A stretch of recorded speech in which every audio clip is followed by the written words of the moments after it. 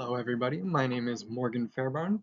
I am presenting our eco-friendly student housing project for our project management class. And my associates today will be Marcus Badley and Hanan Gulzar. 3-floor apartment building, totaling 15 two-room units. This would provide eco-friendly apartment projects for student housing. It would feature a terrarium with benches for students to feel comfortable and is a great way for students to connect with others. This also helps fight housing costs for students living in the area, providing competitively low costs in today's Toronto housing market to students attending colleges like GBC. This project would use mostly solar energy and backup electric generators, and this building would use up very little energy from the city's power grid overall. The project is designed to be rented out to students at a competitive price range and would be a long-term, stable investment. Our stakeholders would be the entire GBC student body, both individual students and as a whole, and not just students looking for housing would be affected. GBC staff and businesses whose customer base consists of our students and staff, and others such as professors would also all be affected.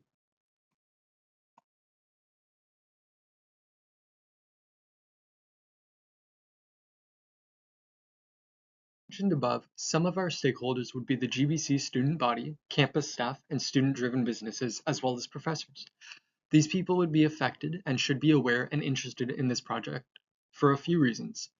To bring up the first and main customers and stakeholders, GBC students, both individually and as a whole. Individually, the students might be wanting to move into these apartments. It might affect which building, area, or even city they choose to live in.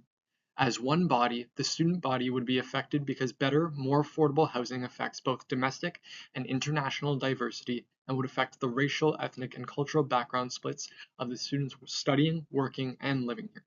Not only this, but many trends have shown that young people admire things more when they feel like they are making a difference, and this project aims to do just that by being energy efficient and low on costs. This would affect other stakeholders as businesses as well by bringing more students to GBC and more customers to the businesses around that rely on students to keep them afloat.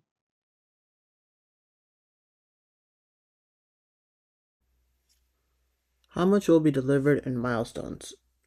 What is the expected profit of this project? Our lead certified green building has projected profit based on long-term savings.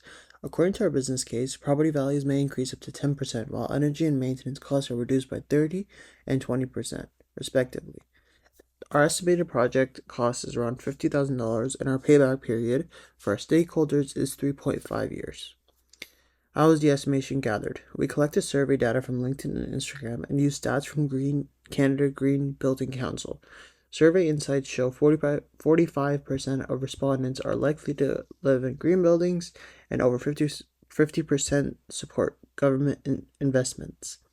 What milestones can be expected to be communicated on this project?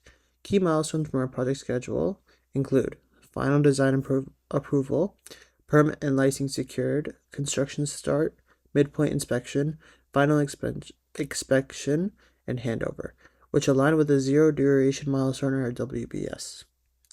How is the money being distributed? From our budget, 40% allocated to materials and equipment, 30% towards skilled laborers and subcontractors, 15% for permits, legals, and admin, and 15% as an emergency fund.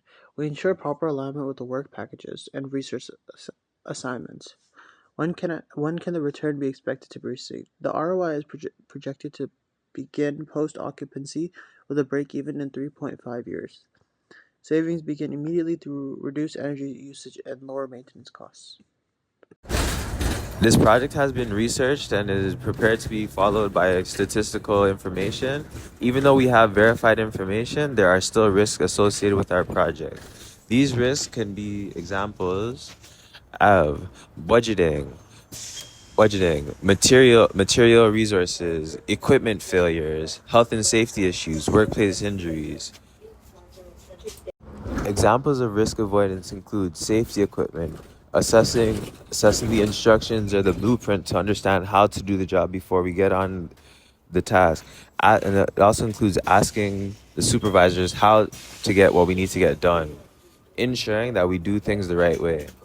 Ensuring a construction project is completed safely is a task that many engineers and carpenters, electricians, plumbers, and welders have been trained to accomplish. This part of the job is what keeps them safe, brings them home every day, and it makes our world run so smoothly.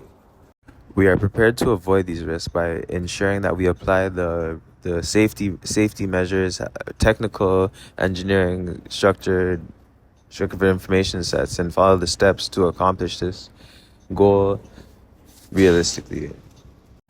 With construction engineering being one of the most dangerous jobs in the world, there are safety measures in place and safety standards and rituals to follow to understand how to safely accomplish each task.